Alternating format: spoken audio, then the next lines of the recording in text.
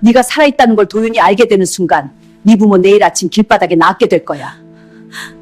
서아는 두 손으로 배를 감싸쥔 채 뱃속의 아이를 지키려는 듯 입술이 하얗게 질릴 때까지 깨물었고 눈물이 한없이 흘려내리면서 온몸이 미세하게 떨렸습니다.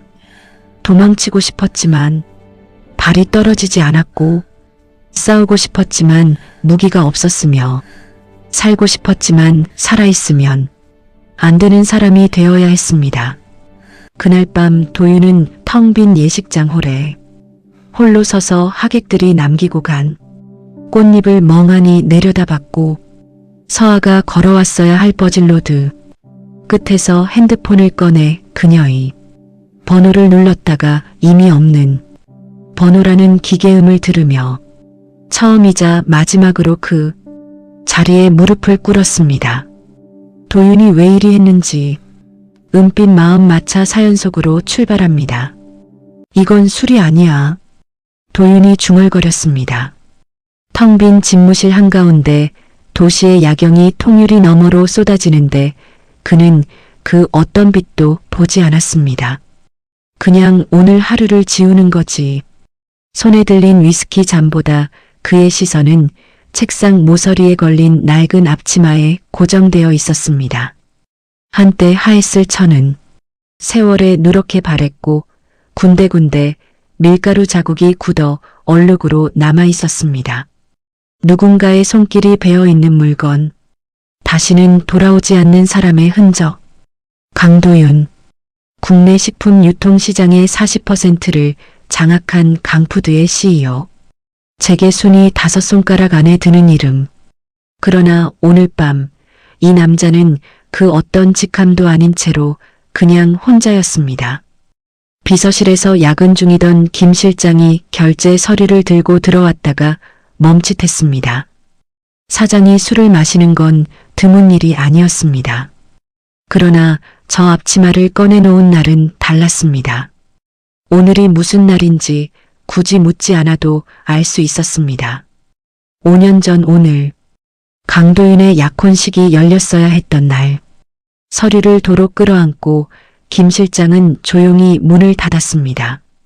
도윤은 잔을 내려놓고 앞치마를 천천히 들어 올렸습니다. 코끝에 가져다 대자 이제는 남아있지도 않을 향기를 그는 여전히 맡으려 했습니다. 버터와 발효종, 각 구운 식빵의 냄새, 이서아가 언제나 풍기던 냄새. 그날의 폭발은 뉴스 속보로 터졌습니다. 웨딩홀 인근 주차장, 원인 미상의 가스 폭발. 현장에서 수습된 유품 일부와 유전자 감식 결과, 그리고 작은 유골함 하나. 도윤은 장례식장에서 사흘 내내 자리를 지켰고 할머니 최 회장이 그의 어깨를 두드리며 말했습니다. 이제 그만 놓아라. 강씨 집안의 남자가 너무 오래 흔들리면 안 된다. 그는 그 말이 위로인 줄 알았습니다. 잔을 다시 들어 올렸습니다. 목젖을 타고 내려가는 위스키가 쓴지 단지도 몰랐습니다. 창밖의 도시는 잠들 줄을 몰랐고 도윤은 그 불빛들 사이에서 5년째 같은 자리를 맴돌고 있었습니다. 이튿날 아침 그는 아무 일도 없었던 것처럼 정장을 입고 집무실로 돌아왔습니다. 앞치마는 다시 서랍 깊숙이 접혀 들어갔습니다. 세상이 보는 강도윤은 흔들리지 않았습니다. 그것이 이 남자가 살아남는 방식이었습니다. 신제품 기획안은 3번 반려되었습니다. 도윤은 회의 테이블 위에 펼쳐진 자료들을 훑으며 서류 한 장을 집어들었습니다. 천연 발효종을 활용한 프리미엄 베이커리 라인. 강푸드가 유통을 넘어 직접 식품 제조업에 뛰어드는 첫 번째 시도였습니다. 문제는 원료였습니다. 시중에서 조달할 수 있는 발효종은 품질이 들쑥날쑥했고 도윤이 원하는 그 맛이 나오지 않았습니다. 직접 가보겠습니다. 임원들이 일제히 눈을 마주쳤습니다. 대표가 직접 원료 산지를 내려간다는 건 전례 없는 일이었습니다. 남해안 끝자락에 위치한 소도시. 차로 4시간 다시 해안도로를 따라 40분을 더 들어가면 나오는 작은 어촌 마을이었습니다. 인구 300도 채 되지 않는 그곳에서 전통 방식으로 발효종을 키우는 소규모 농가가 있다는 보고가 올라온 것은 일주일 전이었습니다. 도윤은 수행원 없이 혼자 내려갔습니다. 검은 SUV 한 대가 구불구불한 해안 도로를 달렸고 창밖으로 파도 소리가 간간히 들렸습니다. 그는 창문을 내리지 않았습니다. 바다를 좋아한 것도 이 방향으로 내려온 것도 모두 서아가 먼저였습니다. 이서아는 언젠가 말했었습니다. 자기 빵집은 꼭 바다 근처에 열 거라고, 파도 소리를 들으며 반죽을 치대고 싶다고. 도윤은 그 말을 다시 떠올리자마자 생각을 잘랐습니다. 습관처럼 마을 입구에 차를 세우고 걸어 들어가는데 바람결에 무언가가 섞여왔습니다. 처음엔 그냥 지나쳤습니다. 그런데 2걸음, 3걸음, 발이 멈췄습니다. 버터 향이 아니었습니다. 이스트 냄새도 아니었습니다. 오래 묵은 발효종 특유의 시큼하고 깊은 향, 그 위로 살짝 올라오는 구수한 빵 냄새. 도윤의 심장이 한 박자 늦게 뛰었습니다. 그 향을 그는 알고 있었습니다. 세상에 하나밖에 없는 냄새. 이서아의 빵집에서만 났던 냄새.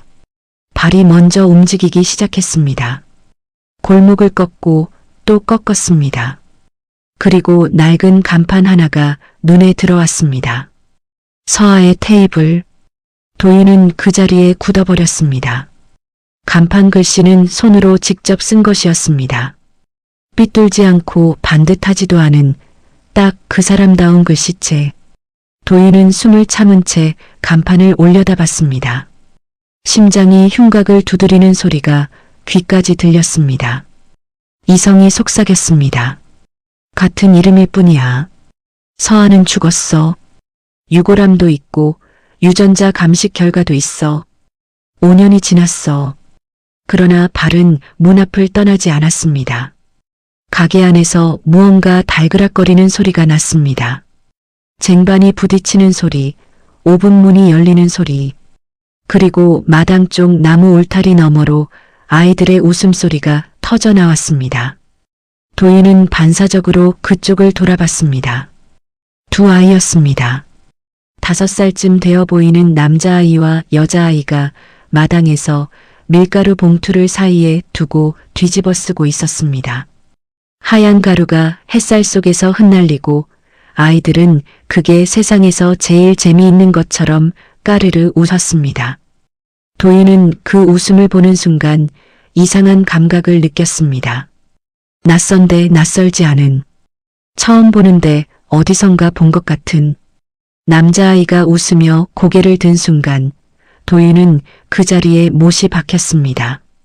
미간 위로 난 작은 점, 웃을 때만 드러나는 왼쪽 보조개, 눈꼬리가 살짝 내려앉은 눈매. 도윤은 자신의 어린 시절 사진을 알고 있었습니다.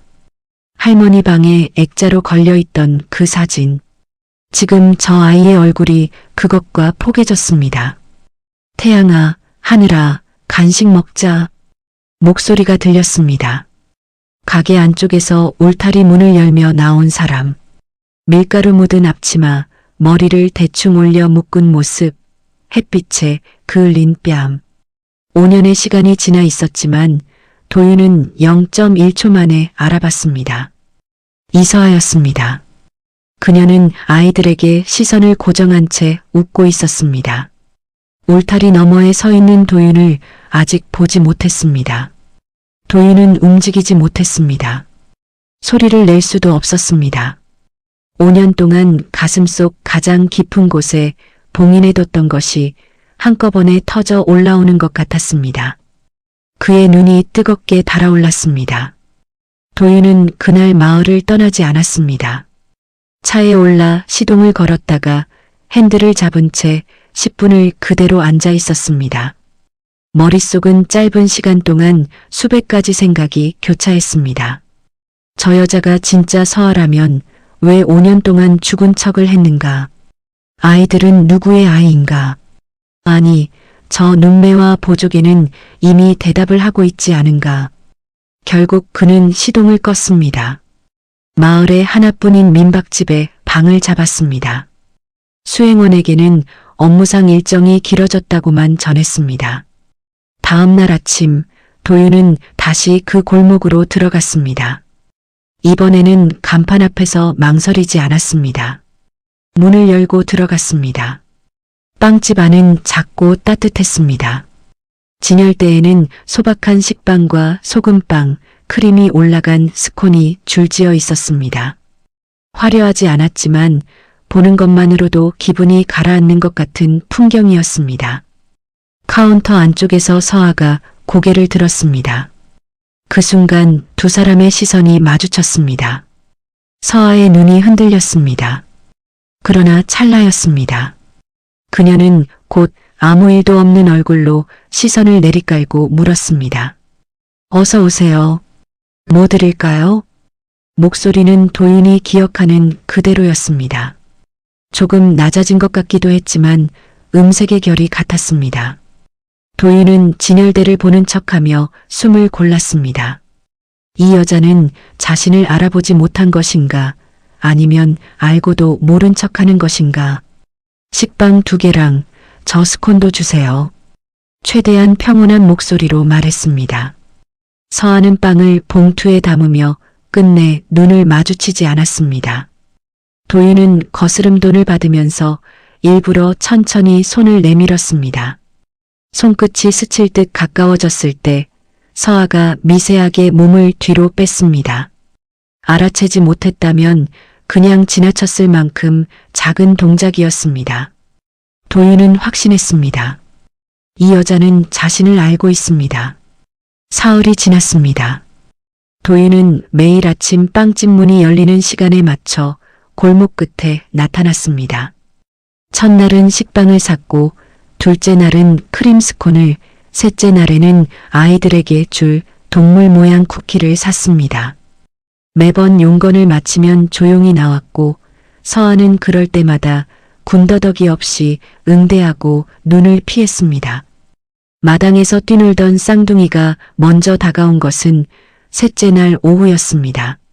남자아이 태양이가 울타리 틈으로 고개를 내밀며 도윤을 보더니 말했습니다. 아저씨 또 왔어요? 도윤이 쭈그려 앉아 눈높이를 맞추자 아이가 거리낌 없이 철문을 밀고 나왔습니다. 아저씨는 매일 빵 사요? 뒤이어 남자아이. 태양이도 슬금슬금 따라 나왔습니다.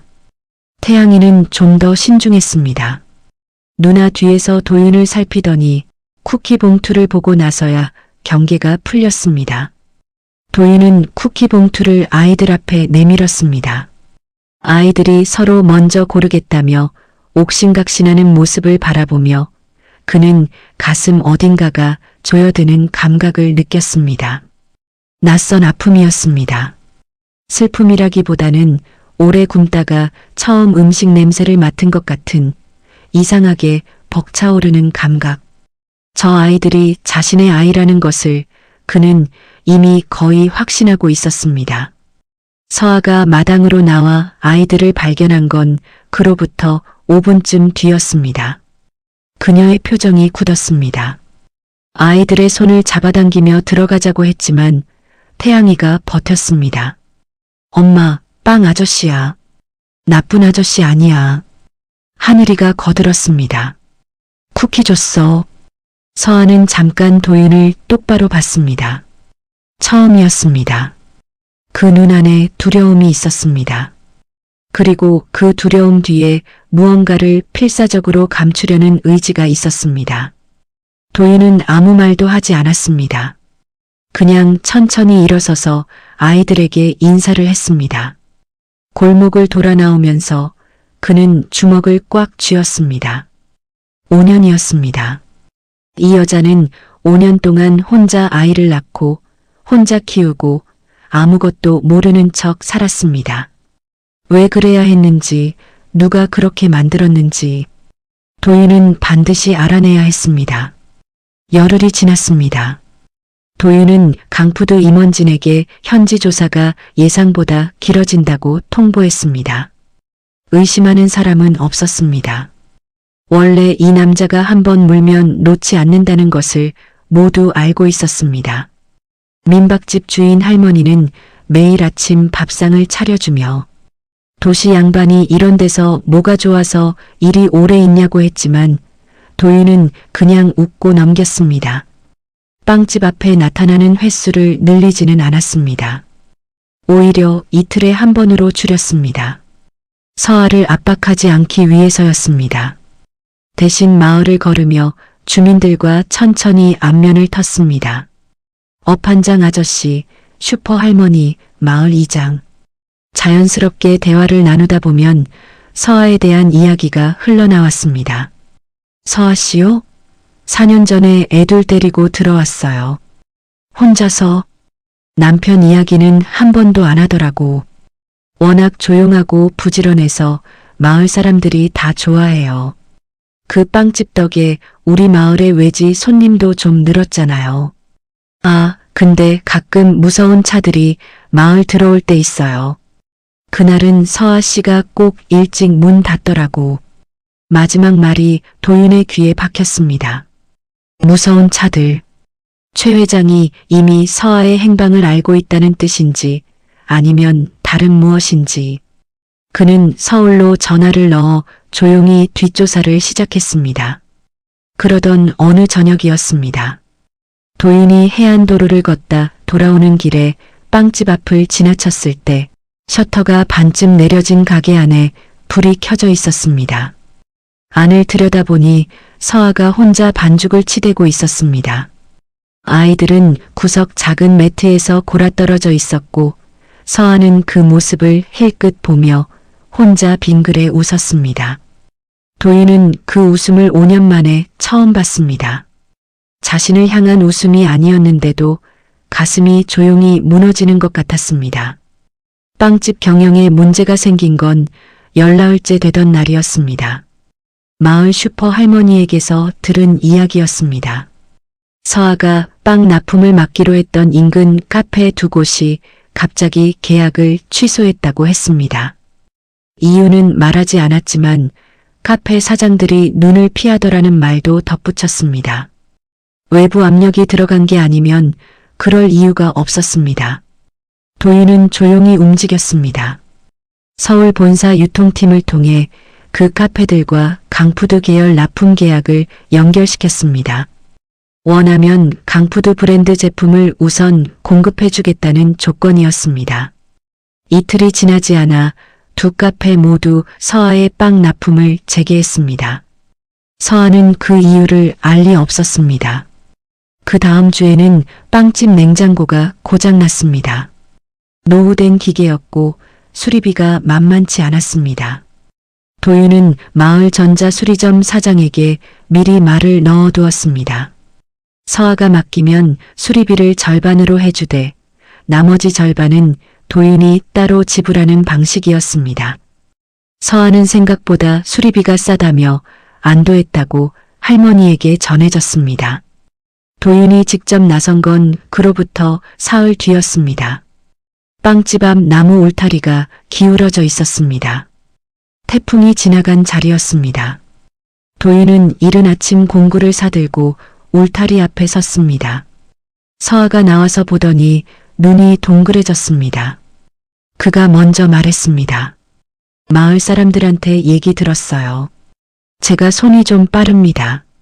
서아는 잠깐 그를 바라봤다가 아무 말 없이 들어갔습니다.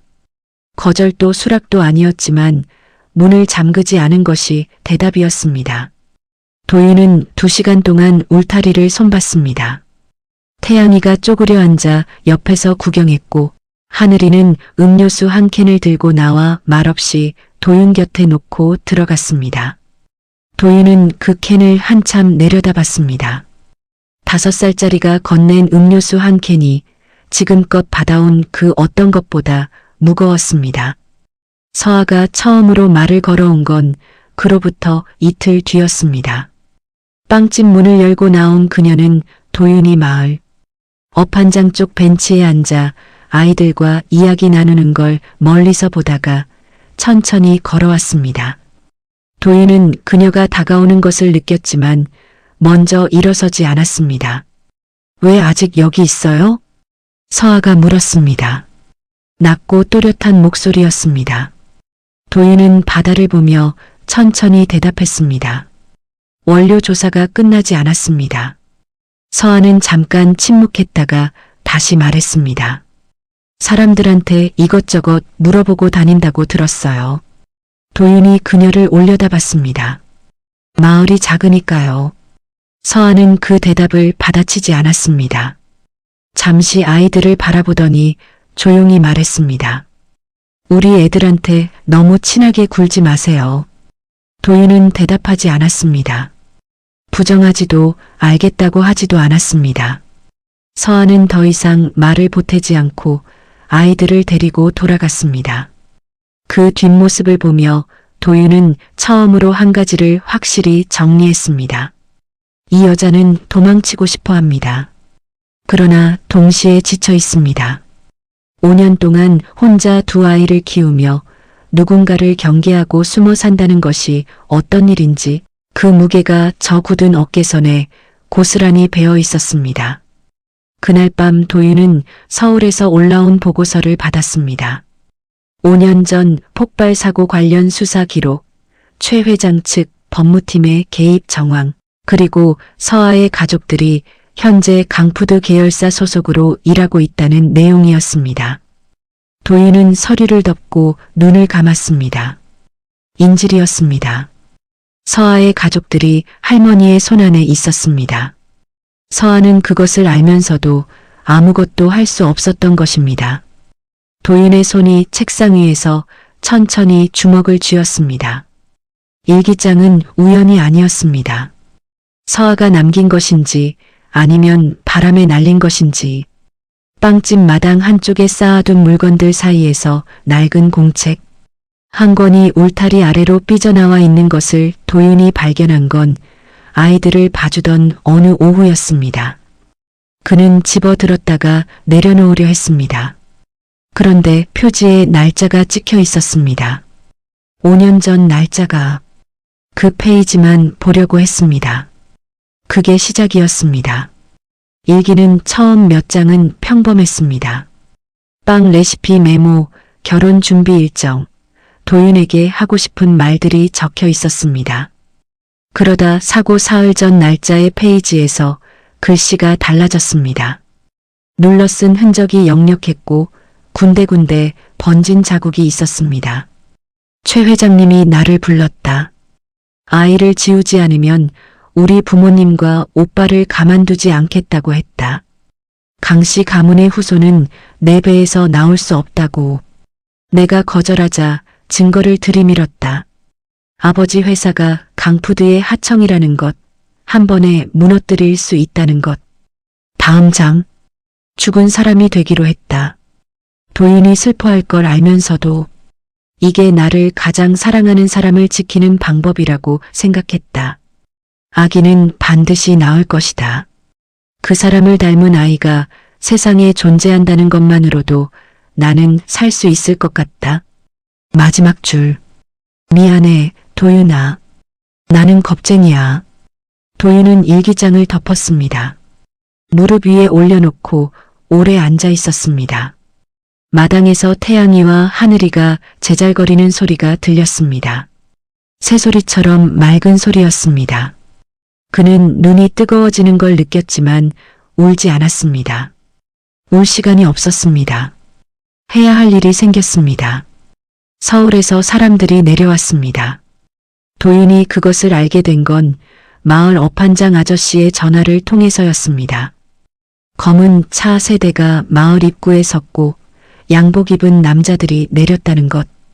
도윤은 전화를 끊기도 전에 몸을 일으켰습니다.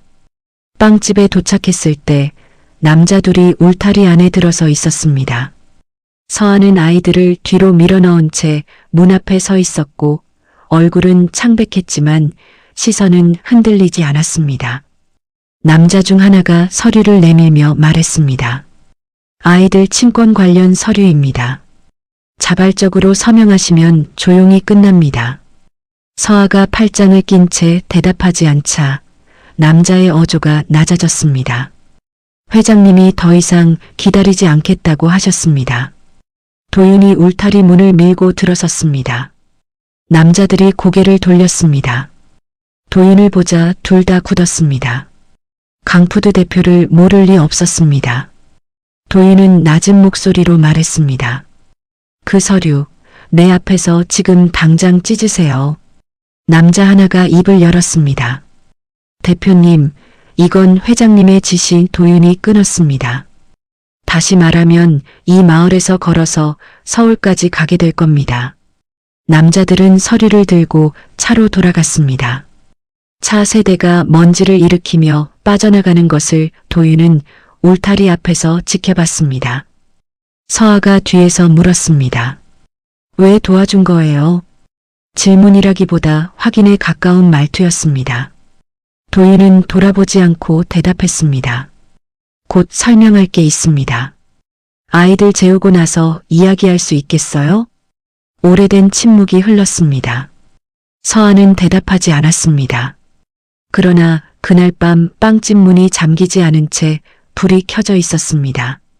도윤은 그 빛을 향해 걸어 들어갔습니다. 불빛 아래 서아가 앉아 있었습니다. 테이블 위에는 식어가는 차 2잔이 놓여 있었습니다. 도윤이 들어서자 서아는 고개를 들었지만 말이 없었습니다. 도윤은 맞은편 의자를 당겨 앉았습니다. 두 사람 사이에 잠시 아무것도 없었습니다. 바깥에서 파도 소리만 들렸습니다. 도윤이 먼저 입을 열었습니다. 일기장을 봤다고 했습니다. 우연이었지만 끝까지 읽었다고도 했습니다. 서아의 표정이 미세하게 굳었습니다.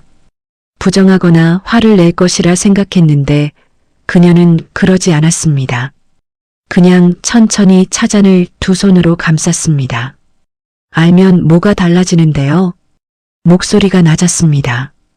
도윤은 대답하지 않았습니다. 달라지는 게 없다고 말하는 것이 이 여자의 체념이라는 것을 알았습니다. 5년 동안 쌓인 체념은 하룻밤 대화로 걷어낼 수 없었습니다. 도윤은 대신 물었습니다. 아이들이 자기 자식이 맞느냐고. 서아는 잠깐 눈을 감았다가 떴습니다. 그리고 고개를 끄덕였습니다. 딱 한 번, 천천히. 그 끄덕임 하나가 도윤의 흉곽 어딘가를 조용히 무너뜨렸습니다. 그는 숨을 골랐습니다. 감정이 올라오는 걸 억눌렀습니다. 지금은 그럴 때가 아니었습니다. 서아 앞에서 무너지면 이 여자는 더 깊이 물러설 것이었습니다. 도윤은 대신 말했습니다. 이제 혼자 이 짐을 지지 않아도 된다고. 서아는 그 말을 듣고 처음으로 도윤을 똑바로 봤습니다. 그 눈 속에 기대도 분노도 아닌 무언가를 오래 참아온 사람의 피로가 담겨 있었습니다. 당신이 나서면 아이들이 더 위험해져요. 서아가 말했습니다. 틀린 말이 아니었습니다. 도윤은 그것을 알았습니다. 자신의 이름이 전면에 나서는 순간 최 회장은 더 강하게 압박을 가해올 것이었습니다. 그는 그날 밤 더 이상 아무 약속도 하지 않았습니다. 그냥 자리에서 일어나며 한마디만 남겼습니다. 아직 떠날 생각하지 마세요. 서아는 대꾸하지 않았습니다. 도윤이 문을 닫고 나가는 소리를 들으며 그녀는 손바닥으로 눈두덩을 꾹 눌렀습니다. 최 회장의 전화는 다음 날 오전에 왔습니다. 도윤은 민박집 마루에 앉아 바다를 보던 중이었습니다. 화면에 뜬 이름을 확인하고 잠깐 호흡을 가다듬은 뒤 받았습니다. 최 회장의 목소리는 언제나처럼 차분했습니다. 그것이 이 여자가 가장 무서운 이유였습니다. 화를 내는 법이 없었습니다. 도윤아, 아직도 거기 있구나. 네. 그 여자 때문이지. 도윤은 대답하지 않았습니다. 최 회장이 이어 말했습니다. 내가 틀렸다고 생각하느냐? 그 여자가 내 옆에 있으면 강씨 가문이 흔들린다. 그건 5년 전에도 지금도 마찬가지야. 도윤이 천천히 입을 열었습니다. 아이들 이야기를 해야 할 것 같습니다. 할머니. 짧은 침묵이 흘렀습니다. 최 회장이 말했습니다. 그 아이들은 강씨 혈육이다. 제대로 된 환경에서 키워야 해. 도윤이 말했습니다. 그 환경을 결정하는 건 제가 하겠습니다. 전화가 끊겼습니다. 도윤은 핸드폰을 내려놓고 눈을 감았습니다. 전화 한 통으로 모든 것이 선명해졌습니다. 최 회장은 이미 아이들의 존재를 알고 있었습니다. 그리고 움직일 준비가 되어 있었습니다. 시간이 없었습니다. 그날 오후 도윤은 서울에 있는 법무팀장에게 직접 연락했습니다. 회사 내부 감사를 빌미로 최 회장 측 자금 흐름을 추적해달라는 지시였습니다. 동시에 5년 전 폭발 사고 당시 현장 감식 담당 형사를 수소문했습니다. 당시 수사가 비정상적으로 빠르게 종결된 것, 유전자 감식 결과가 단 48시간 만에 나온 것, 건드릴 실마리가 하나씩 보이기 시작했습니다. 그날 저녁 도윤은 빵집 앞을 지나쳤습니다. 안에서 서아가 내일 판매할 빵을 굽고 있었습니다. 오븐 불빛이 창밖으로 번졌고 빵 냄새가 골목에 퍼졌습니다. 태양이와 하늘이는 이미 안쪽 방에서 잠들었을 시간이었습니다. 도윤은 멈추지 않고 그냥 걸었습니다. 아직 때가 아니었습니다. 이 여자 앞에 다시 설 수 있으려면 먼저 할머니의 손을 묶어야 했습니다. 증거는 생각보다 깊은 곳에 있었습니다. 법무팀장이 넘긴 첫 번째 파일은 5년 전 폭발 사고와 관련된 보험 처리 내역이었습니다. 사고 현장이 정리되기도 전에 피해 보상금이 지급되었고 수령인은 최 회장 측 차명 계좌였습니다. 사고를 낸 쪽이 보상을 받은 구조였습니다. 법무팀장은 이것이 사전에 설계된 것이라고 했습니다. 두 번째 파일은 더 오래된 것이었습니다. 강푸드가 계열사를 늘리던 시기 최 회장이 직접 관여한 것으로 의심되는 몇 건의 인수합병 과정에서 발생한 횡령 정황이었습니다. 금액은 도윤이 상상한 것보다 훨씬 컸습니다. 수십 년에 걸쳐 조금씩 그러나 정교하게 빼돌려진 돈이었습니다. 도윤은 파일을 읽으며 커피를 3잔 마셨습니다. 그리고 사흘 후 5년 전 사고를 담당했던 전직 형사를 만났습니다. 퇴직 후 지방에서 조용히 사는 사람이었습니다. 도윤이 찾아오자 처음에는 문을 열지 않으려 했습니다. 그러나 도윤이 문 앞에서 말했습니다. 자신이 당시 피해자의 약혼자라고. 그 말에 문이 열렸습니다. 형사는 오래 고민하다 입을 열었습니다. 당시 수사는 위에서 종결 지시가 내려왔다고 했습니다. 유전자 감식 결과는 외부에서 만들어진 것이었고 자신은 그것을 알면서도 서류에 도장을 찍었다고 했습니다. 협박이 있었습니다. 가족이 있었습니다. 그래서 참았다고 했습니다. 그리고 그게 평생 가슴에 걸렸다고 목이 잠긴 목소리로 말했습니다. 도윤은 그 자리에서 녹취를 요청했습니다. 형사는 잠깐 눈을 감았다가 고개를 끄덕였습니다. 도윤이 준비한 녹음기가 테이블 위에 놓였습니다. 돌아오는 차 안에서 도윤은 창밖을 바라봤습니다. 고속도로 가로등이 빠르게 스쳐 지나갔습니다. 이제 손에 쥔 것들이 있었습니다. 횡령 증거, 사고 조작 녹취, 차명, 계좌 내역. 한 번에 터뜨리면 최 회장이 버틸 수 없는 것들이었습니다. 그러나 도윤은 서두르지 않기로 했습니다. 한 번에 완벽하게. 그것이 이 남자의 방식이었습니다. 서아가 떠나려 한다는 것을 도윤이 안 건 마을 슈퍼 할머니를 통해서였습니다. 서아가 민박집 주인에게 짐을 맡아달라고 부탁했고 아이들 이름으로 등록된 마을 보건소 건강 기록도 떼어갔다는 것이었습니다. 이사를 준비하는 사람이 하는 일들이었습니다. 도윤은 그 말을 듣고 잠깐 눈을 감았습니다. 예상한 일이었습니다. 최 회장의 사람들이 다녀간 후 서아가 불안해졌을 것이고 아이들을 지키기 위해 또다시 도망을 선택하려는 것이었습니다. 5년 전처럼 이 여자는 싸우는 대신 사라지는 방법을 배워버렸습니다. 도윤은 그날 저녁 빵집으로 갔습니다. 서아는 진열대를 비우고 있었습니다. 남은 빵들을 상자에 담는 모습이 정리처럼 보였습니다. 도윤이 문을 열고 들어서자 서아가 고개를 들었습니다. 놀라지 않았습니다. 이미 올 줄 알았다는 얼굴이었습니다. 도윤이 물었습니다. 어디로 가려느냐고. 서아는 대답하지 않고 상자를 계속 쌌습니다. 도윤이 다시 말했습니다. 이번에는 막을 수 있다고. 서아가 멈췄습니다. 천천히 고개를 들었습니다. 5년 전에도 당신은 막을 수 있다고 했을 거예요. 당신이 얼마나 강한 사람인지는 알아요. 근데 당신 할머니는 그보다 더 강해요. 나는 그걸 직접 봤잖아요. 목소리가 떨리지 않았습니다. 그게 오히려 더 아팠습니다. 도윤은 그 말을 정면으로 받았습니다. 반박하지 않았습니다. 대신 재킷 안주머니에서 봉투 하나를 꺼내 테이블 위에 올려놓았습니다. 서아가 내려다봤습니다.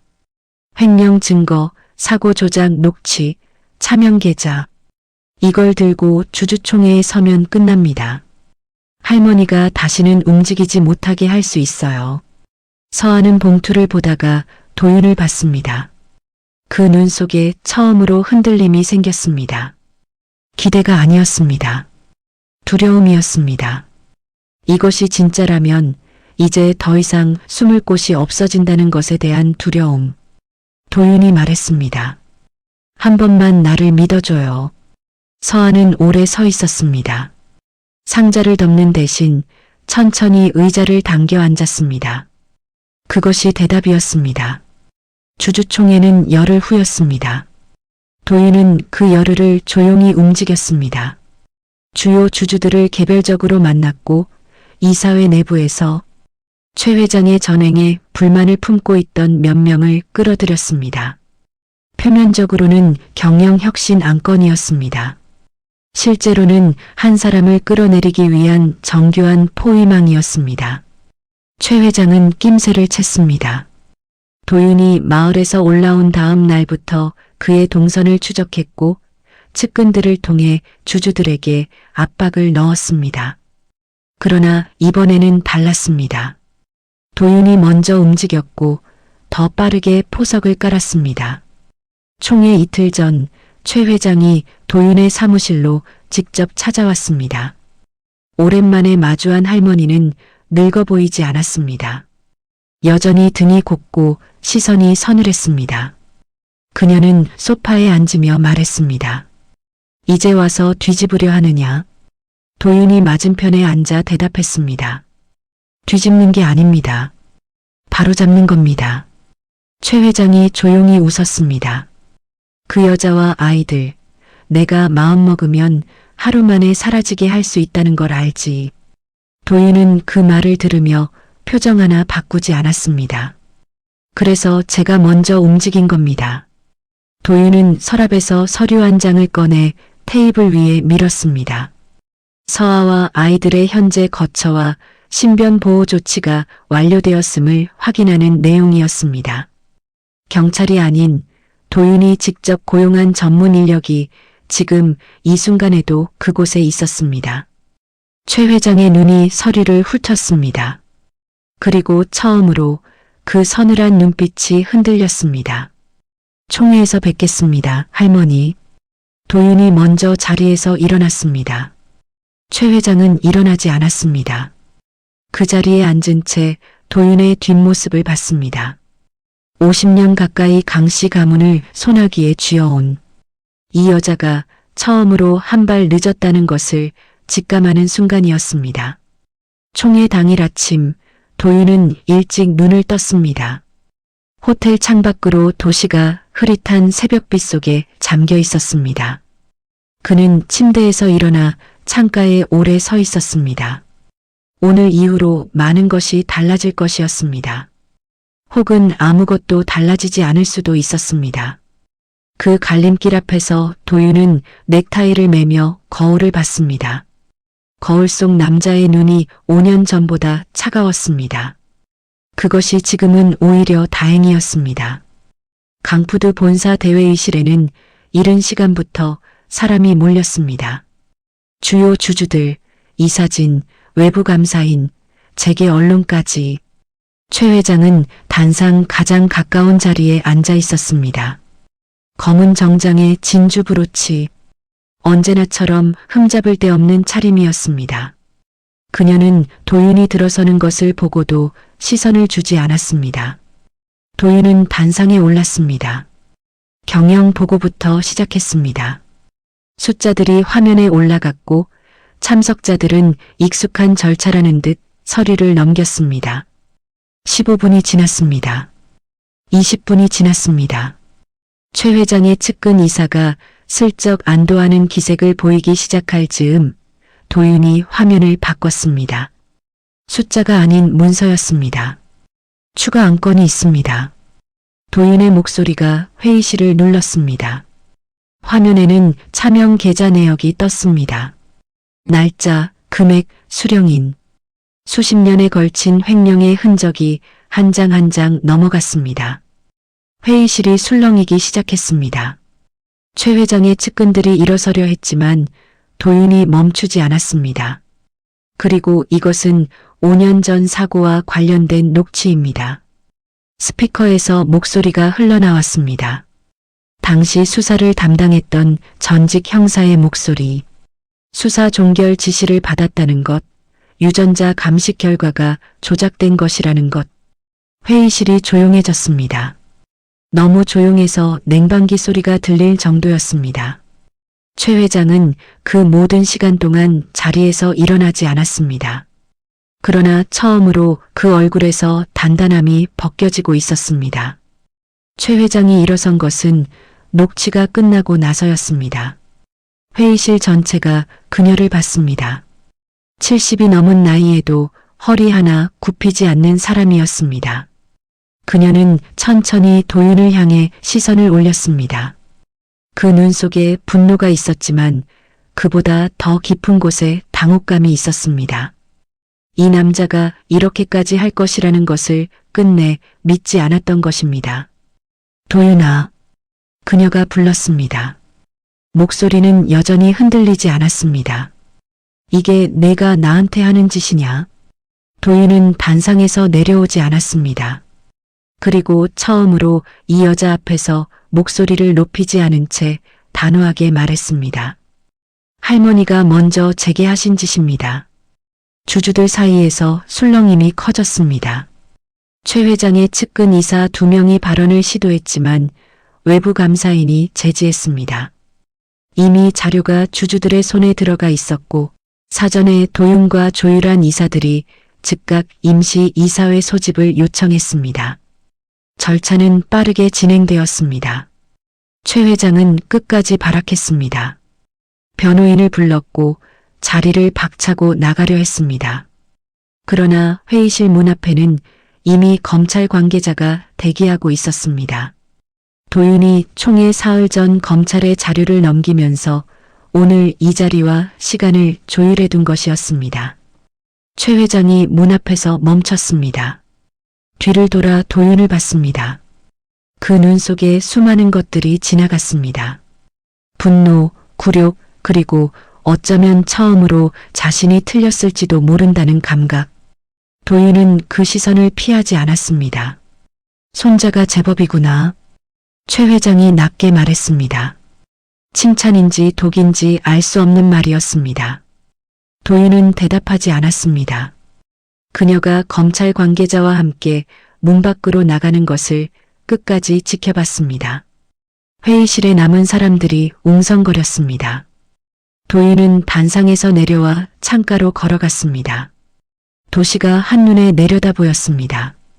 수십 층 아래로 사람들이 개미처럼 움직이고 있었습니다. 그는 핸드폰을 꺼냈습니다. 저장된 번호를 찾아 눌렀습니다. 신호가 2번 가고 연결되었습니다. 끝났습니다. 그것이 서아에게 건넨 말의 전부였습니다. 수화기 너머로 잠깐의 침묵이 흘렀습니다. 그리고 서아가 말했습니다. 알아요. 그 짧은 두 글자가 도윤의 귀에서 오래 머물렀습니다. 최 회장의 짐이 저택에서 나온 건 총회 다음 주였습니다. 도윤이 선택한 곳은 화려한 요양원도 조용한 별장도 아니었습니다. 서울 외곽 낡은 주택가 한가운데 있는 작은 단칸방이었습니다. 엘리베이터 없는 오래된 빌라 3층. 창밖으로 보이는 것이라곤 낡은 옥상과 빽빽한 전봇대뿐인 곳. 최 회장의 측근들은 항의했습니다. 도윤은 듣지 않았습니다. 법원이 자산을 동결한 상태였고 회사 지분은 이미 이사회로 귀속되었습니다. 도윤이 개인적으로 해줄 수 있는 것은 이 방 한 칸이 전부였고 그것으로 충분하다고 생각했습니다. 이사 당일 최 회장은 아무 말도 하지 않았습니다. 트럭 한 대 분량으로 줄어든 짐이 좁은 방 안으로 들어갔습니다. 최 회장은 창가에 서서 바깥을 내려다봤습니다. 그 뒷모습을 보며 도윤은 생각했습니다. 이 여자가 서아에게 했던 것이 이것이었습니다. 가진 것을 모두 빼앗고 가장 작은 곳으로 밀어넣는 것. 그러나 도윤은 한 가지를 달리했습니다. 그는 이 여자의 목숨을 빼앗지 않았습니다. 평생 생각하면서 사세요. 도윤이 문 앞에서 말했습니다. 최 회장은 돌아보지 않았습니다. 도윤은 돌아서서 계단을 내려갔습니다. 3층에서 1층까지 낡은 계단이 삐걱거렸습니다. 바깥으로 나오자 가을 햇살이 쏟아졌습니다. 그는 오래 서 있었습니다. 가슴 안쪽이 이상하게 비어 있었습니다. 복수를 했는데 통쾌하지 않았습니다. 그냥 길고 긴 무언가가 끝난 것 같은 기분이었습니다. 오래된 병이 나은 것처럼 뭔가 빠져나간 자리가 아직 얼얼한 것처럼 그는 차에 올라 내비게이션에 주소를 입력했습니다. 남해안 방향이었습니다. 도윤이 마을에 도착한 건 해가 넘어갈 즈음이었습니다. 바다가 붉게 물들어 있었습니다. 골목 끝에서 빵 굽는 냄새가 흘러왔습니다. 도윤은 차에서 내려 걷기 시작했습니다. 서두르지 않았습니다. 이 골목을 얼마나 많이 걸었는지 이제는 눈을 감고도 꺾이는 지점을 알 것 같았습니다. 빵집 앞에 섰습니다. 불이 켜져 있었습니다. 울타리 너머로 태양이와 하늘이가 마당에서 뛰노는 소리가 들렸습니다. 도윤이 울타리 문에 손을 얹는 순간 안쪽에서 태양이가 그를 발견했습니다. 빵 아저씨다. 아이가 달려왔습니다. 문이 열리기도 전에 철창 사이로 손을 내밀었습니다. 도윤이 쭈그려 앉아 그 작은 손을 잡았습니다. 태양이도 달려와. 누나 옆에 섰습니다. 두 아이가 도윤을 올려다보며 동시에 말했습니다. 오늘은 왜 이렇게 늦게 왔어요? 도윤이 웃었습니다. 오래간만에 힘을 빼고 웃는 웃음이었습니다. 서아가 앞치마를 벗으며 마당으로 나왔습니다. 도윤과 눈이 마주쳤습니다. 그녀는 멈추지 않고 천천히 걸어와 울타리 문을 직접 열었습니다. 처음 있는 일이었습니다. 도윤이 안으로 들어서자 서아는 아이들에게 말했습니다. 손 씻고 들어가. 저녁 먹어야지. 아이들이 투덜대면서도 안으로 뛰어들어갔습니다. 둘만 남은 마당에 저녁 공기가 내려앉았습니다. 서아가 먼저 말을 꺼냈습니다. 목소리가 낮았지만 떨리지 않았습니다. 미안하다고 했습니다. 5년 동안 아무것도 알리지 않은 것, 혼자 결정하고 혼자 사라진 것. 도윤은 그 말을 가로막지 않았습니다. 끝까지 들었습니다. 서아가 말을 마치고 나서야 도윤이 입을 열었습니다. 미안하다는 말 필요 없어요. 서아가 고개를 들었습니다. 다만 앞으로는 혼자 결정하지 마세요. 바람이 불었습니다. 서아의 머리카락이 흩어졌습니다. 그녀는 오래 도윤을 봤습니다. 5년의 거리가 아직 두 사람 사이에 있었지만 이 순간만큼은 그 거리가 조금 줄어든 것 같았습니다. 그날 밤 도윤은 빵집 부엌에서 저녁을 먹었습니다. 서아가 차린 밥상은 소박했습니다. 된장찌개와 나물 몇 가지, 갓 구운 식빵 한 덩어리. 도윤은 수십억짜리 식재료로 만든 코스 요리보다 그 밥상이 오래 기억에 남을 것이라는 걸 알았습니다. 태양이가 숟가락을 두드리며 제잘댔고 하늘이는 도윤 옆에 바짝 붙어 앉아 식빵을 뜯었습니다. 밥을 먹으면서 도윤은 처음으로 아이들에게 아버지라는 말을 꺼낼 기회를 생각했습니다. 그러나 서두르지 않기로 했습니다. 이 아이들에게도 시간이 필요했습니다. 오늘은 그냥 빵 아저씨로 밥상에 앉아 있는 것으로 충분했습니다. 설거지를 하겠다고 했더니 태양이가 자기도 한다며 발판을 끌고 왔습니다. 셋이 나란히 개수대 앞에 서서 그릇을 닦는 동안 서아가 옆에서 행주를 건넸습니다. 손끝이 스쳤습니다. 이번에는 서아가 피하지 않았습니다. 아이들이 잠든 뒤 도윤은 빵집 앞 마루에 걸터 앉았습니다. 서아가 차를 들고 나와 옆에 앉았습니다. 두 사람은 한동안 말이 없었습니다. 파도 소리가 멀리서 들렸고 마을은 일찍 잠들어 있었습니다. 서아가 물었습니다. 앞으로 어떻게 할 거냐고. 도윤이 대답했습니다. 당분간 이 마을에 있을 거라고. 서아가 조용히 웃었습니다. 억지스럽지 않은 웃음이었습니다. 오래 잊고 있던 근육을 다시 쓰는 것 같은 웃음이었습니다. 도윤은 그 웃음을 눈에 담았습니다. 5년 전 잃어버린 것들이 한꺼번에 돌아온 것은 아니었습니다. 아직 해결해야 할 것들이 있었고 두 사람 사이에 쌓인 시간의 무게도 가볍지 않았습니다. 그러나 이 마루에 나란히 앉아 같은 방향의 어둠을 바라보고 있다는 것만으로 도윤은 처음으로 숨을 제대로 쉬는 것 같았습니다. 봄이 왔습니다. 겨울 내내 닫혀있던 빵집 문이 활짝 열렸습니다. 도윤이 직접 페인트를 새로 칠한 간판이 햇살 아래 반짝였습니다. 서아의 테이블, 글씨는 그대로였습니다. 서아가 원했습니다. 오전 8시 5분에서 식빵이 나왔습니다. 크림스콘이 나왔습니다. 소금빵이 나왔습니다. 서아가 진열대에 하나씩 올리는 동안 도윤은 부엌에서 반죽을 치댔습니다. 처음에는 서툴렀습니다. 손목 각도가 틀렸고 힘 조절이 되지 않았습니다. 서아가 옆에서 손 위치를 잡아줬습니다. 도윤의 손 위에 서아의 손이 얹혔습니다. 그 손이 5년 전보다 거칠어져 있었습니다. 도윤은 아무 말도 하지 않았습니다. 태양이와 하늘이는 학교 가기 전 빵 한 조각씩을 먹었습니다. 태양이가 우물거리며 말했습니다. 아빠, 이거 어제보다 맛있어요. 하늘이가 고개를 끄덕였습니다. 도윤은 그 말을 들으며 반죽에서 눈을 떼지 않았습니다. 귀가 붉어진 것을 서아가 봤지만 모른 척했습니다.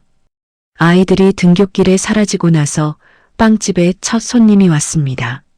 업한장 아저씨였습니다.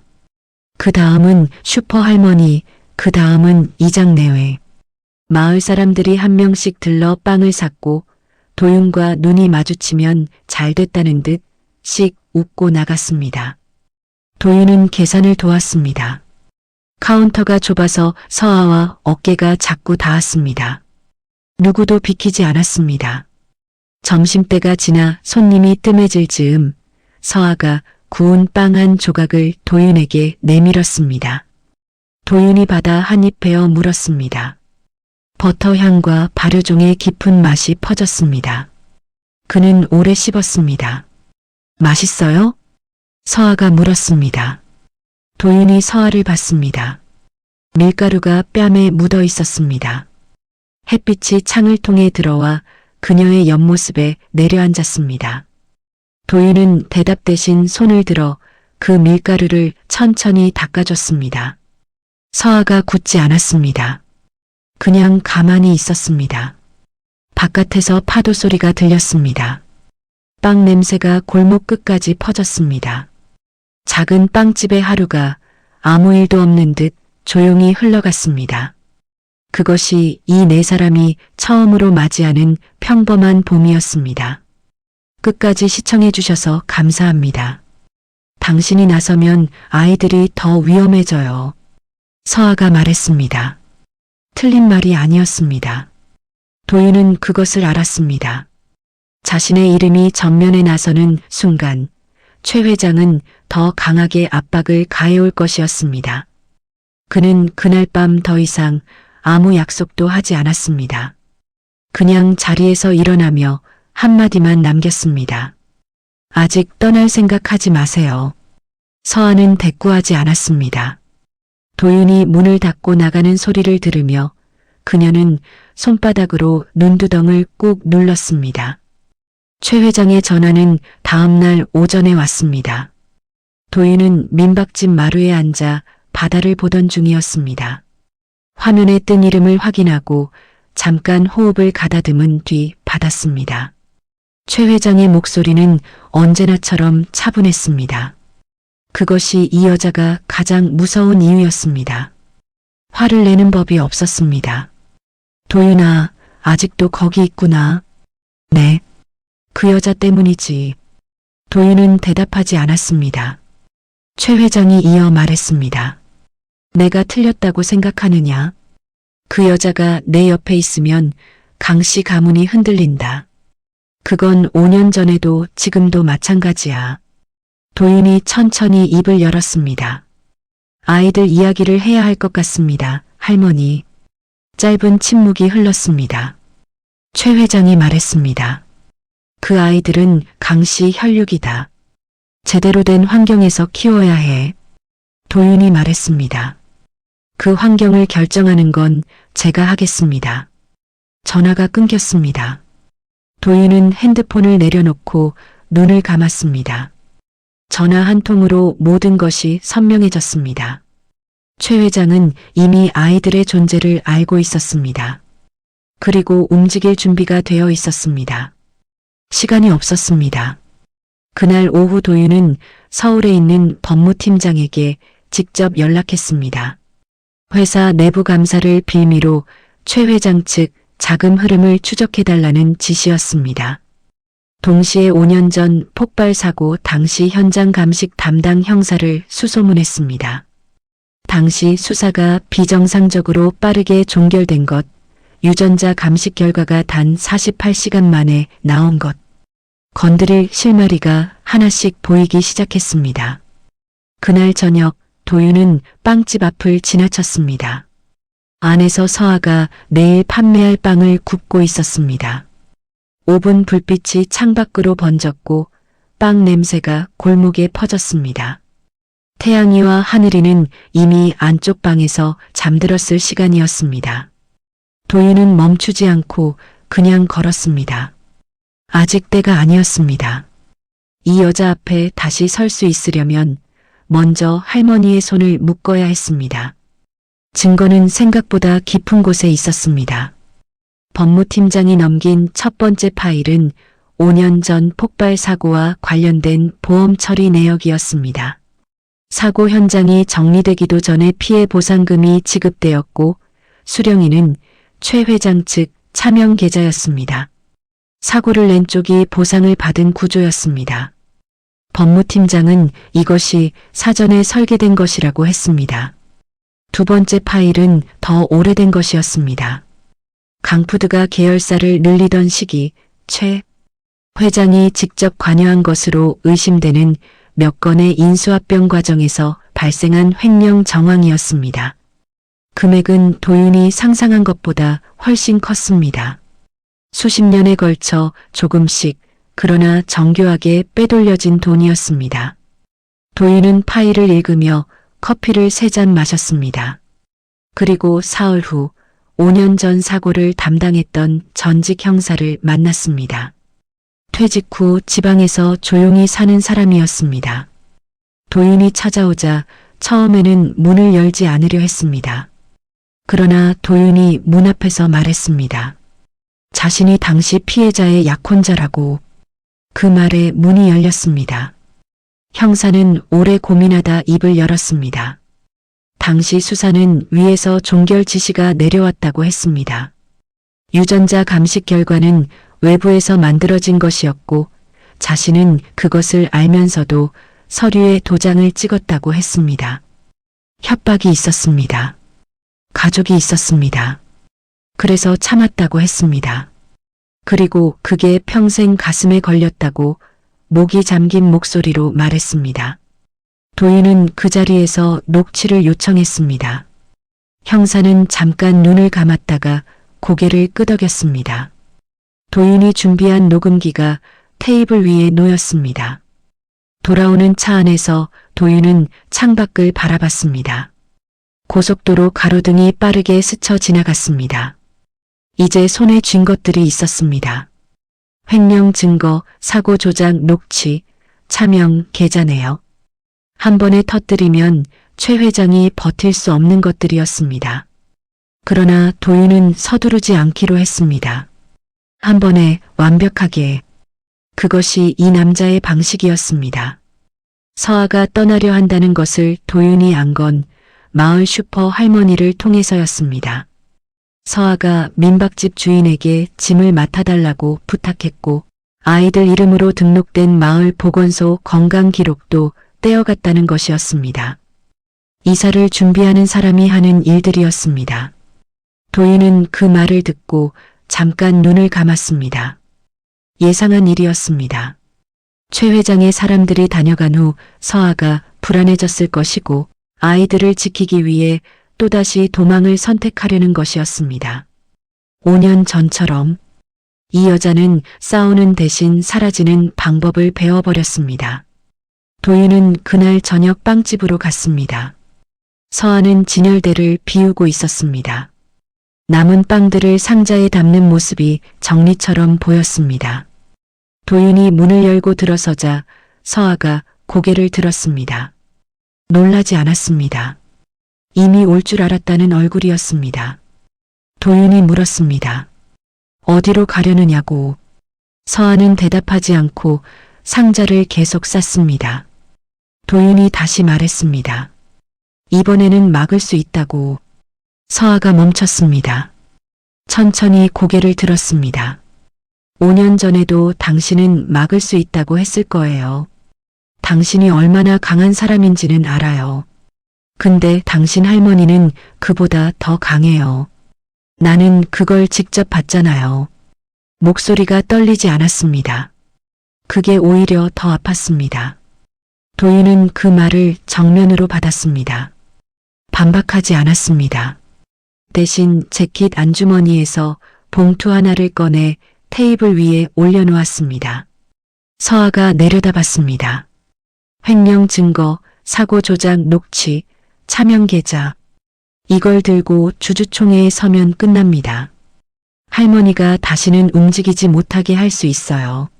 서아는 봉투를 보다가 도윤을 봤습니다. 그 눈 속에 처음으로 흔들림이 생겼습니다. 기대가 아니었습니다. 두려움이었습니다. 이것이 진짜라면 이제 더 이상 숨을 곳이 없어진다는 것에 대한 두려움. 도윤이 말했습니다. 한 번만 나를 믿어줘요. 서아는 오래 서 있었습니다. 상자를 덮는 대신 천천히 의자를 당겨 앉았습니다. 그것이 대답이었습니다. 주주총회는 열흘 후였습니다. 도윤은 그 열흘을 조용히 움직였습니다. 주요 주주들을 개별적으로 만났고 이사회 내부에서 최 회장의 전행에 불만을 품고 있던 몇 명을 끌어들였습니다. 표면적으로는 경영혁신 안건이었습니다. 실제로는 한 사람을 끌어내리기 위한 정교한 포위망이었습니다. 최 회장은 낌새를 챘습니다. 도윤이 마을에서 올라온 다음 날부터 그의 동선을 추적했고 측근들을 통해 주주들에게 압박을 넣었습니다. 그러나 이번에는 달랐습니다. 도윤이 먼저 움직였고 더 빠르게 포석을 깔았습니다. 총회 이틀 전 최 회장이 도윤의 사무실로 직접 찾아왔습니다. 오랜만에 마주한 할머니는 늙어 보이지 않았습니다. 여전히 등이 곱고 시선이 서늘했습니다. 그녀는 소파에 앉으며 말했습니다. 이제 와서 뒤집으려 하느냐? 도윤이 맞은편에 앉아 대답했습니다. 뒤집는 게 아닙니다. 바로잡는 겁니다. 최 회장이 조용히 웃었습니다. 그 여자와 아이들, 내가 마음먹으면 하루 만에 사라지게 할 수 있다는 걸 알지. 도윤은 그 말을 들으며 표정 하나 바꾸지 않았습니다. 그래서 제가 먼저 움직인 겁니다. 도윤은 서랍에서 서류 한 장을 꺼내 테이블 위에 밀었습니다. 서아와 아이들의 현재 거처와 신변 보호 조치가 완료되었음을 확인하는 내용이었습니다. 경찰이 아닌 도윤이 직접 고용한 전문 인력이 지금 이 순간에도 그곳에 있었습니다. 최 회장의 눈이 서류를 훑었습니다. 그리고 처음으로 그 서늘한 눈빛이 흔들렸습니다. 총회에서 뵙겠습니다, 할머니. 도윤이 먼저 자리에서 일어났습니다. 최 회장은 일어나지 않았습니다. 그 자리에 앉은 채 도윤의 뒷모습을 봤습니다. 50년 가까이 강씨 가문을 소나기에 쥐어온 이 여자가 처음으로 한 발 늦었다는 것을 직감하는 순간이었습니다. 총회 당일 아침 도윤은 일찍 눈을 떴습니다. 호텔 창밖으로 도시가 흐릿한 새벽빛 속에 잠겨 있었습니다. 그는 침대에서 일어나 창가에 오래 서 있었습니다. 오늘 이후로 많은 것이 달라질 것이었습니다. 혹은 아무것도 달라지지 않을 수도 있었습니다. 그 갈림길 앞에서 도윤은 넥타이를 매며 거울을 봤습니다. 거울 속 남자의 눈이 5년 전보다 차가웠습니다. 그것이 지금은 오히려 다행이었습니다. 강푸드 본사 대회의실에는 이른 시간부터 사람이 몰렸습니다. 주요 주주들, 이사진, 외부감사인, 재계 언론까지. 최 회장은 단상 가장 가까운 자리에 앉아 있었습니다. 검은 정장에 진주 브로치, 언제나처럼 흠잡을 데 없는 차림이었습니다. 그녀는 도윤이 들어서는 것을 보고도 시선을 주지 않았습니다. 도윤은 단상에 올랐습니다. 경영 보고부터 시작했습니다. 숫자들이 화면에 올라갔고 참석자들은 익숙한 절차라는 듯 서류를 넘겼습니다. 15분이 지났습니다. 20분이 지났습니다. 최 회장의 측근 이사가 슬쩍 안도하는 기색을 보이기 시작할 즈음 도윤이 화면을 바꿨습니다. 숫자가 아닌 문서였습니다. 추가 안건이 있습니다. 도윤의 목소리가 회의실을 눌렀습니다. 화면에는 차명 계좌 내역이 떴습니다. 날짜, 금액, 수령인. 수십 년에 걸친 횡령의 흔적이 한 장 한 장 넘어갔습니다. 회의실이 술렁이기 시작했습니다. 최 회장의 측근들이 일어서려 했지만 도윤이 멈추지 않았습니다. 그리고 이것은 5년 전 사고와 관련된 녹취입니다. 스피커에서 목소리가 흘러나왔습니다.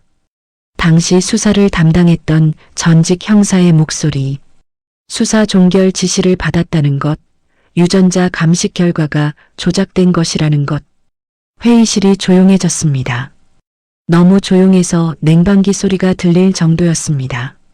최 회장은 그 모든 시간 동안 자리에서 일어나지 않았습니다.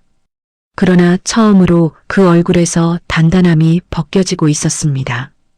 최 회장이 일어선 것은 녹취가 끝나고 나서였습니다. 회의실 전체가 그녀를 봤습니다. 70이 넘은 나이에도 허리 하나 굽히지 않는 사람이었습니다. 그녀는 천천히 도윤을 향해 시선을 올렸습니다. 그 눈 속에 분노가 있었지만 그보다 더 깊은 곳에 당혹감이 있었습니다. 이 남자가 이렇게까지 할 것이라는 것을 끝내 믿지 않았던 것입니다. 도윤아. 그녀가 불렀습니다. 목소리는 여전히 흔들리지 않았습니다.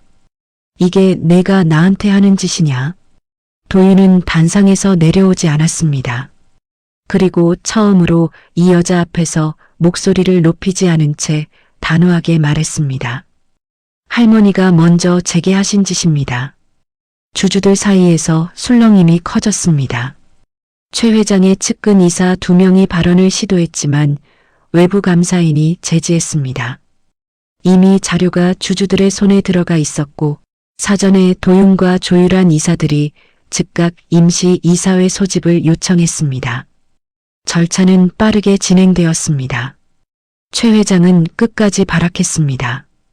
변호인을 불렀고 자리를 박차고 나가려 했습니다. 그러나 회의실 문 앞에는 이미 검찰 관계자가 대기하고 있었습니다.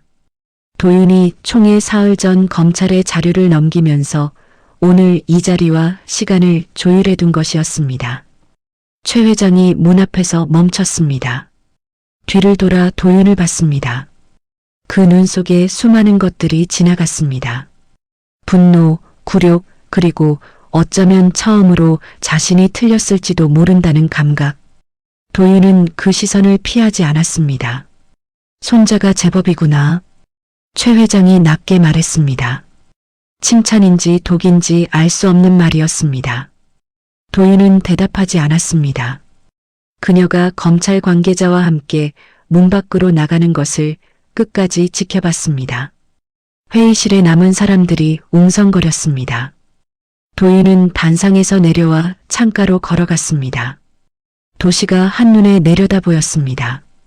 수십 층 아래로 사람들이 개미처럼 움직이고 있었습니다. 그는 핸드폰을 꺼냈습니다. 저장된 번호를 찾아 눌렀습니다. 신호가 2번 가고 연결되었습니다. 끝났습니다. 그것이 서아에게 건넨 말의 전부였습니다. 수화기 너머로 잠깐의 침묵이 흘렀습니다. 그리고 서아가 말했습니다. 알아요. 그 짧은 2글자가 도윤의 귀에서 오래 머물렀습니다. 최 회장의 짐이 저택에서 나온 건 총회 다음 주였습니다. 도윤이 선택한 곳은 화려한 요양원도 조용한 별장도 아니었습니다. 서울 외곽 낡은 주택가 한가운데 있는 작은 단칸방이었습니다.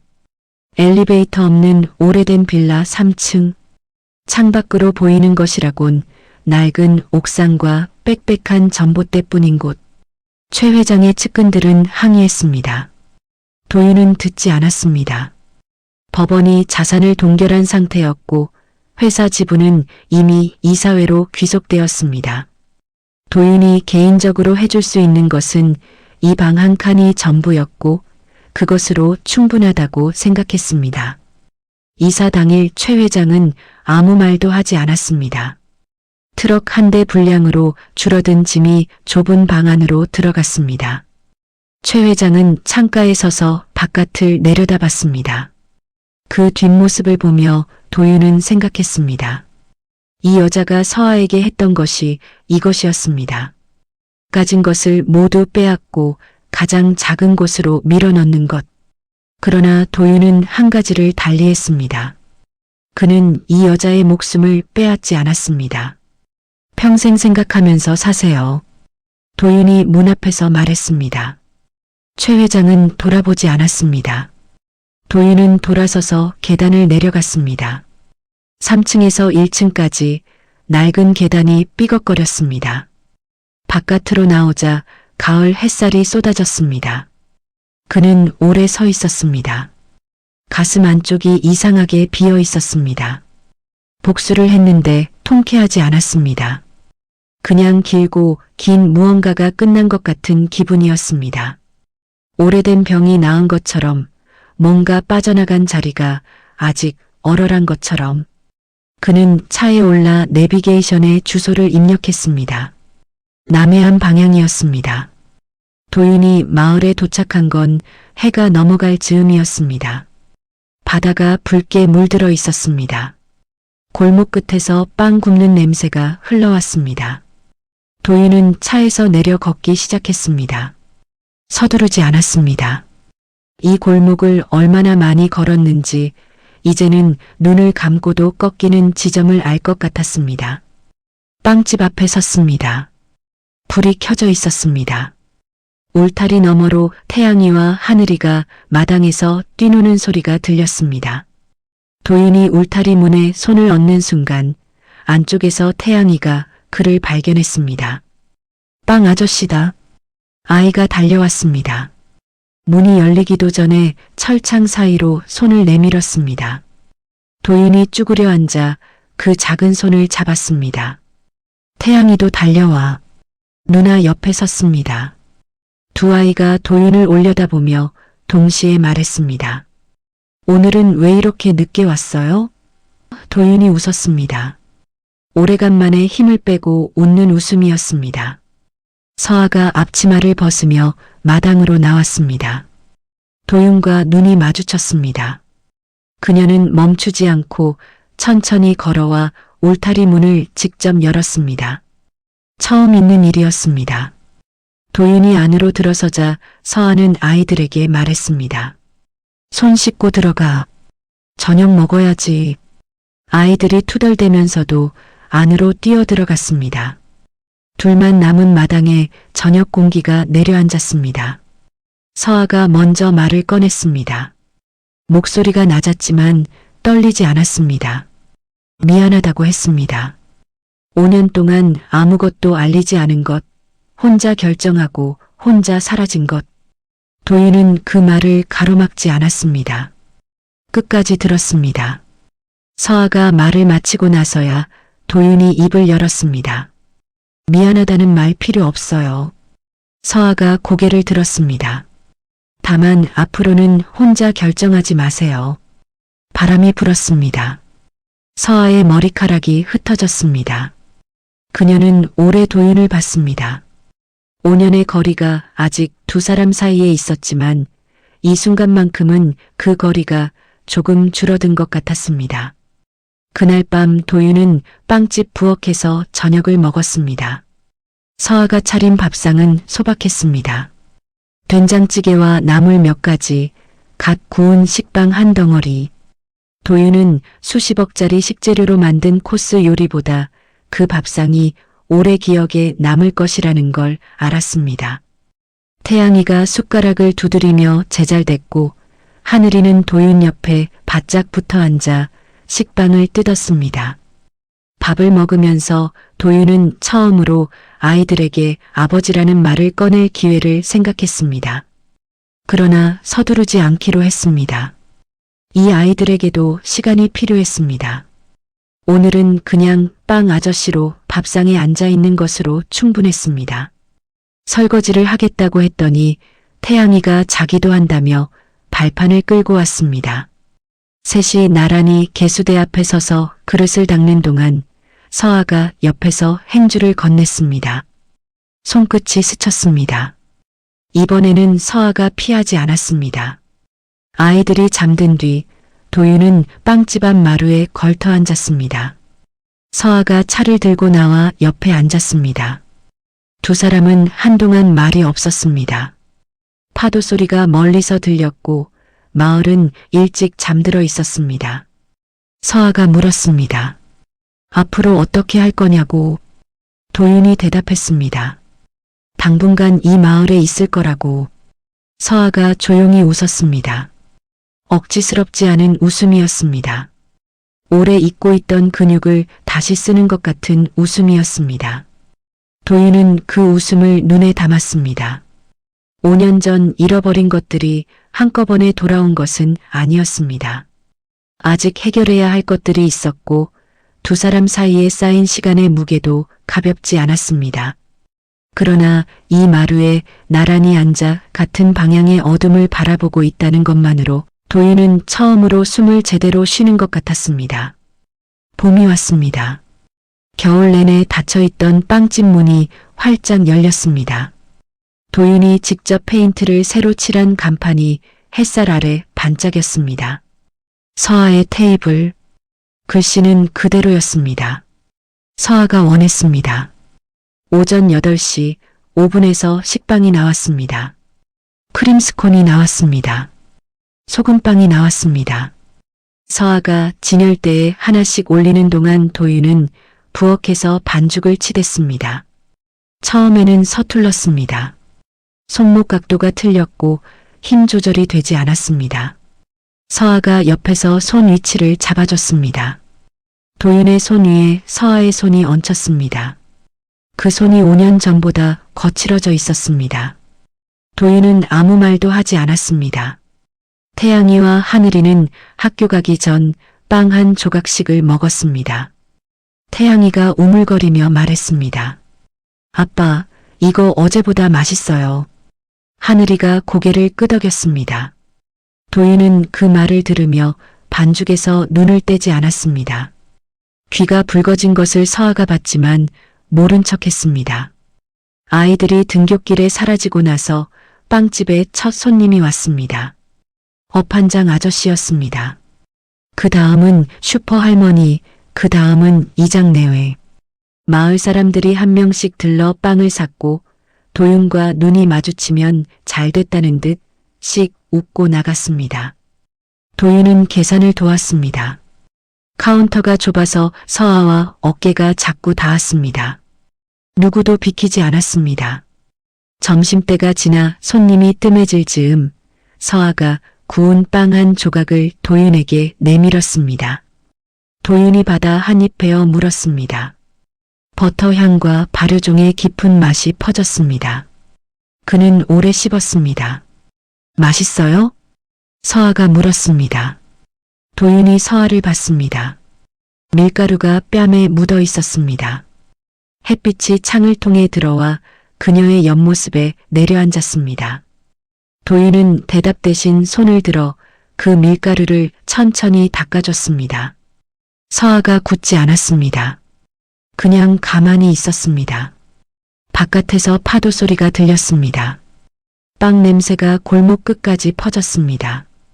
작은 빵집의 하루가 아무 일도 없는 듯 조용히 흘러갔습니다. 그것이 이 네 사람이 처음으로 맞이하는 평범한 봄이었습니다. 끝까지 시청해 주셔서 감사합니다.